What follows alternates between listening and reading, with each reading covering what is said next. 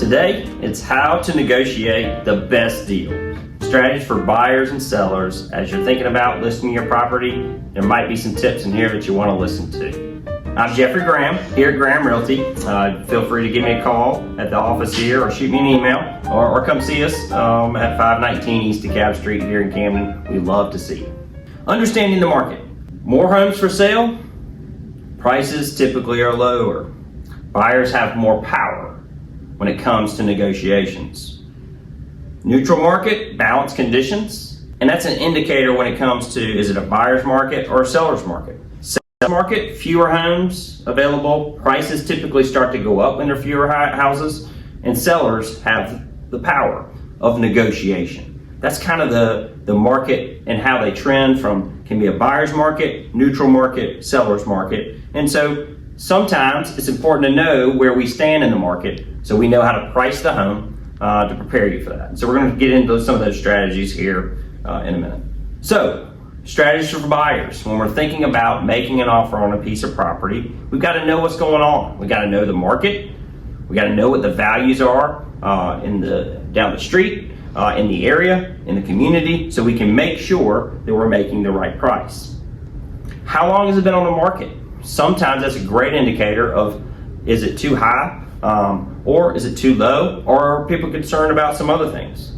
And then if so, do we look at price reductions? How often has the price changed? And can we tell that a seller's motivated by those? Sometimes we can. So if you're going to make an offer and you want it to go through and you want it to work out, you gotta be very thoughtful in that offer. So we talked about the strategies a minute ago.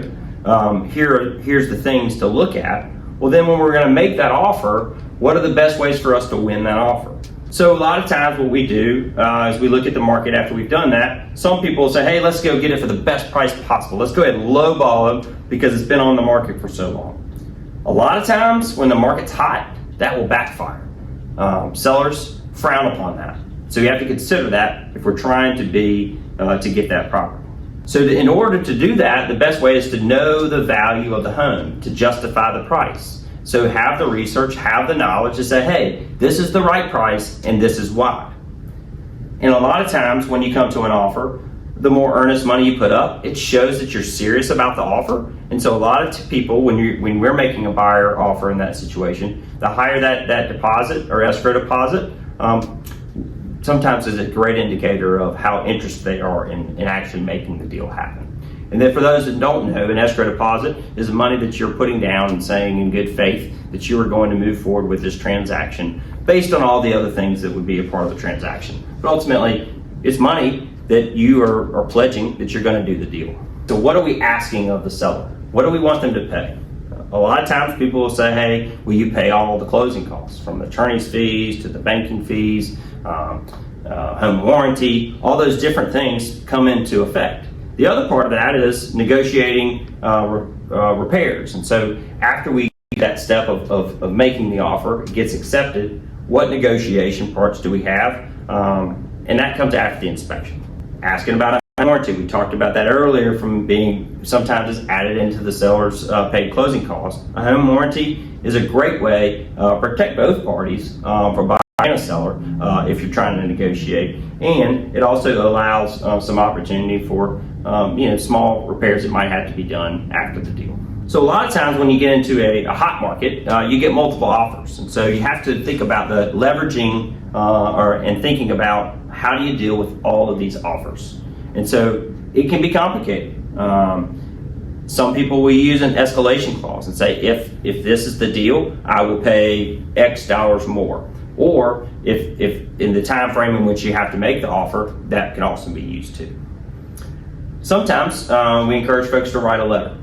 Tell about why they want to make this home their home, and more of the story of you and why you're choosing to locate in this community or that neighborhood, or why that house might be important to you. That can also be a neat strategy to use. And number one is really making sure that pre-approval is ready to go. The bank is ready to lend you the money if all of the other criteria stretch out. That is a huge point that we encourage when we show folks. We want them to be ready to go with that offer. So here on the seller side, right? So what are the things when we talk to sellers about What does it matter what you price the home at? I want the most I can get, right? And so are we ready to base that on the market and what the market's doing, or are we just picking a number from the sky? We want to make sure it's priced for the market.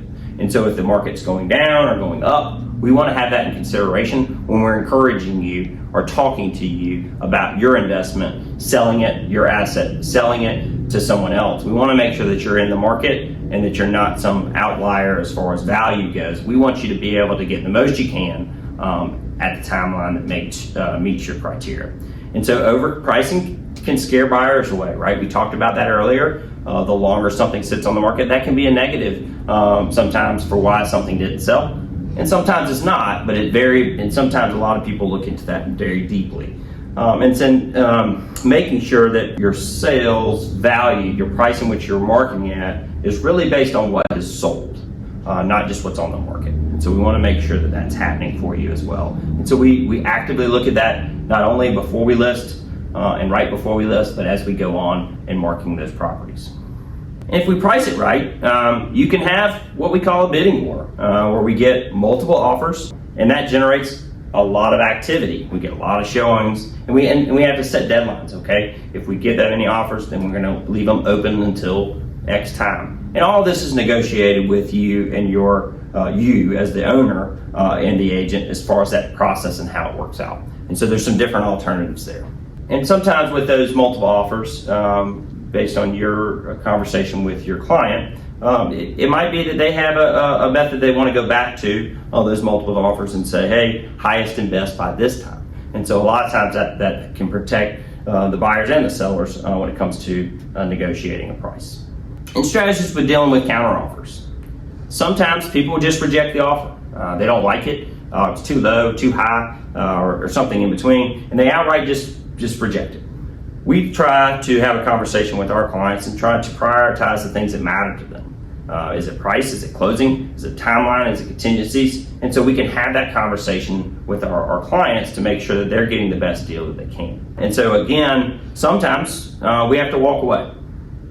And that means it didn't meet all of our criteria, it didn't meet all of our goals and what our expectations were. But again, we want to make sure that we're making that smart decision from all of the reasons why we decided to do what we did. Whether it was to buy or sell, are we making the best financial decision for us and our family when it comes to the deal? And sometimes that means we just have to walk away, and that's okay. But have we looked at, checked out what's going on in the market, what's coming new to the market to make sure that we're meeting the needs of our clients? And then the other time is what can we do to sweeten it? How can we make the deal work better for the buyer? And so here we can offer for sellers, sometimes we offer closing costs, and those are, the attorney's fees, proration of taxes, all those things that you can negotiate. And again, it's all negotiable. And so sometimes it's worth having those conversations up front, but making sure it's part of the deal. And then when can it close? Do we all have to be in by the end of the month or the first of the month, or is it 6 months from now? And so our team is very good at trying to make sure that we're meeting the needs of our clients as we negotiate deals for you. And then again, if there are minor issues that could possibly come up, if we can have those discussions ahead of time, it makes us a lot better at making sure that deal closes on time and it meets the needs of our clients. And so it's very important that we know about and deal with potential issues that are coming up, whether it's scheduling or just issues with timing and for families. So I think it's very important that we do that. Sometimes when it comes to that process, we've got to make sure that in whatever that process is, that we're just staying calm, right? The good thing about using a realtor here at Graham Realty is we've been doing this for a long time. A lot of times when we get emotional, it's hard, right? So if that was that family home that we're selling, or this is your first home, or I don't understand that process, we try to do a very good job of making sure that we stay calm and work through that process, and so we don't get bogged down in that emotional part of it, because it is a big deal. It's one of the first things, one of the biggest investments you'll ever make in your life is your home, and so we want to guide you in that process. And here we have a lot of professionals that are prepared to guide you through step by step the excitement, the challenges, the worries, the concerns of that process. And so know that this team is prepared to help you. Luckily for us, we've been doing this a long time. As you've watched a lot of these videos, you've heard some of those tips that we use to educate us on how to buy and be more effective in our sales. And so if you're willing to reach out to us, we'd love to hear from you. Feel free to scan the QR code, give us a call, check out our website, or come by the office. We'd love to see you. If you're thinking about buying and selling, now is a great time and a great market. We look forward to having a better conversation with you about your personal needs.